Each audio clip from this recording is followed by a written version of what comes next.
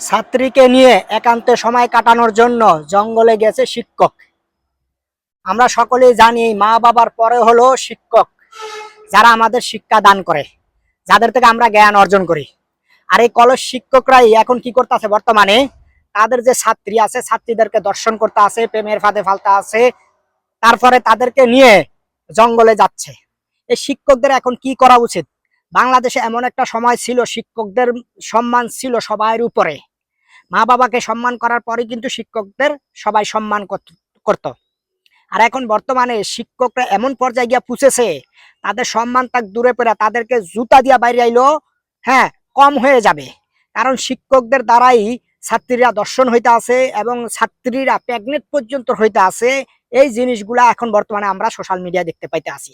এই যে শিক্ষক তার ছাত্রীকে নিয়ে জঙ্গলে গিয়েছেন একান্ত সময় কাটানোর জন্য, এই শিক্ষককে কি করা উচিত আপনারা সবাই কমেন্ট বক্সে বলে যাবেন।